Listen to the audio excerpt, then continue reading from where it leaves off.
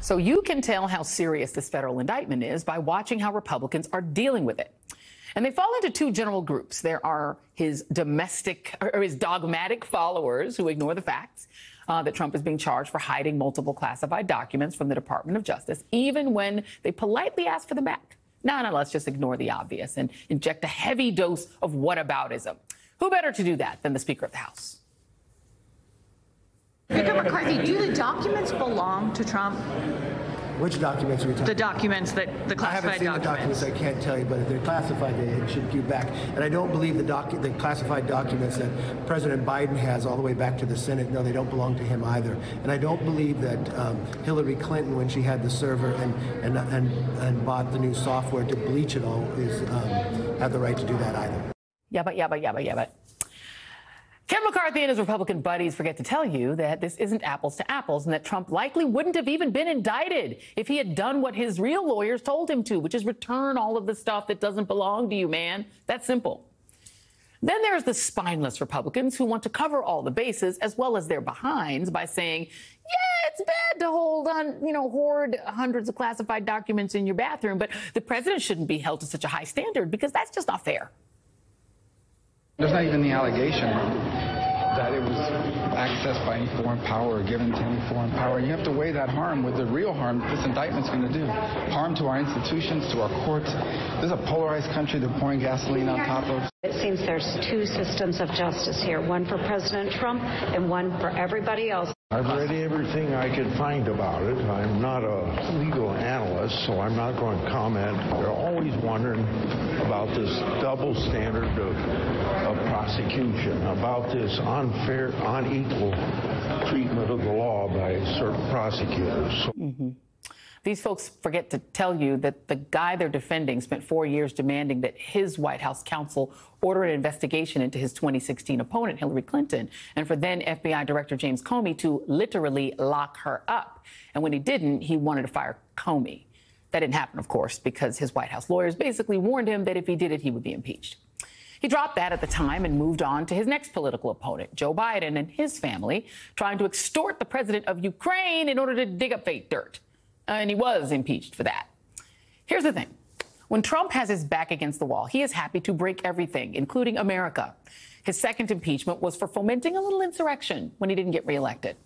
Yesterday, after he used the trappings of the presidency to fuel the notion that he's still somehow president, closing down highways and having his TV lawyer lie on camera, he headed to a Cuban restaurant, Versailles, to nurture the fantasy that he is the target of a political witch hunt at the hands of a Marxist regime.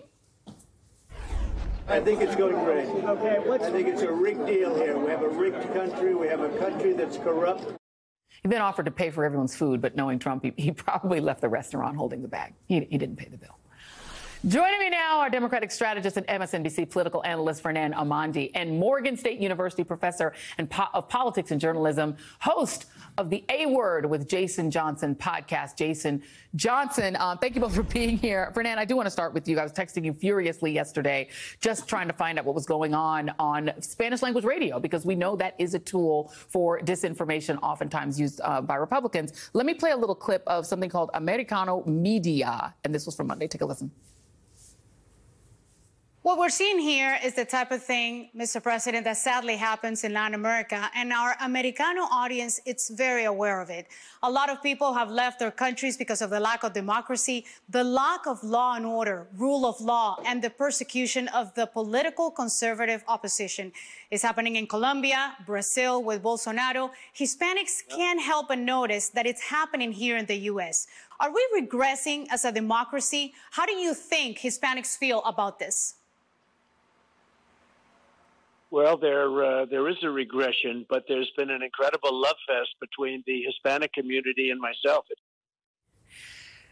Fernand, how effective is this stuff? Well, look, I mean, let's be honest. This is effective in the cult, right? The cult has their own information silos.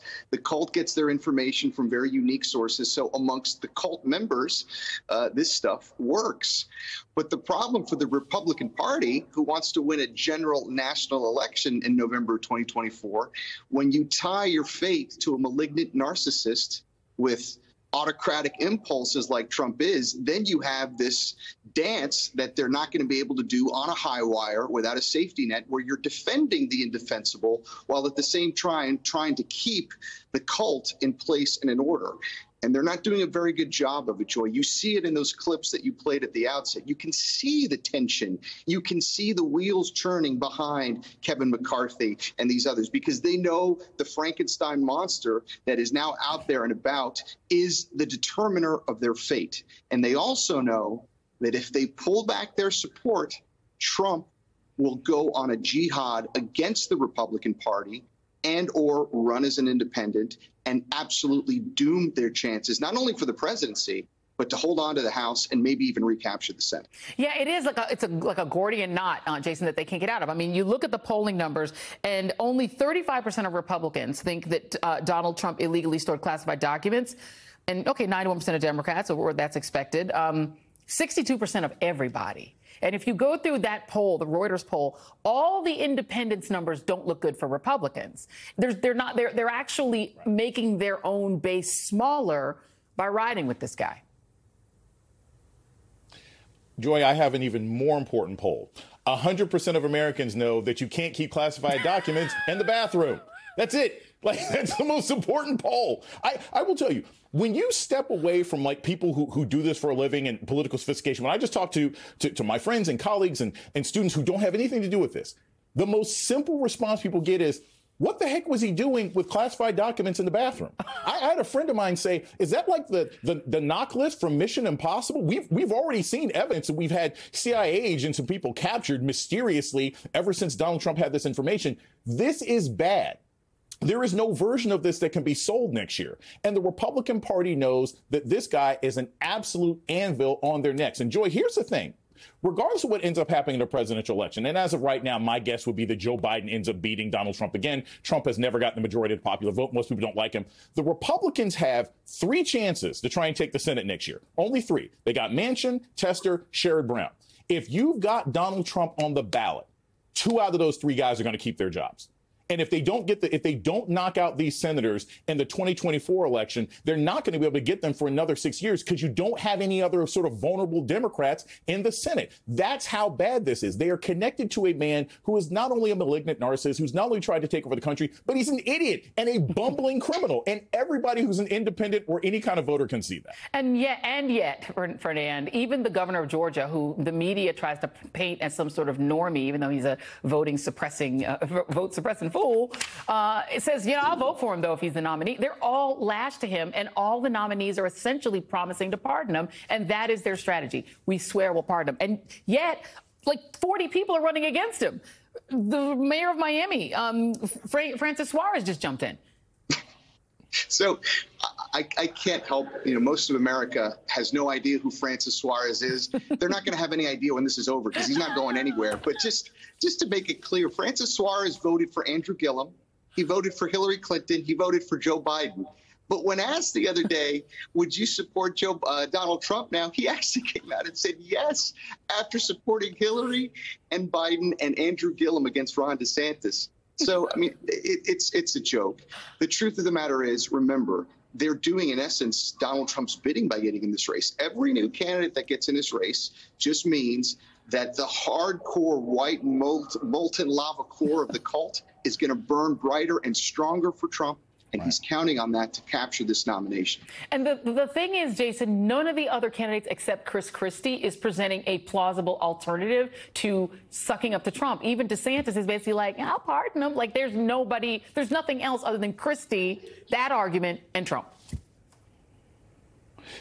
Because people know they can't beat Trump, that's why you have people jumping into this race just in order to cover themselves or to raise money. Suarez he's the Deval Patrick of Bobby Jindals, right? Like we know where that's going. It's not going to go anywhere under any circumstances. And then your front runners, at least by name, when you get DeSantis and you get Christie and possibly Tim Scott, none of them have the backbone to really stand out and say, I'll hold this guy accountable.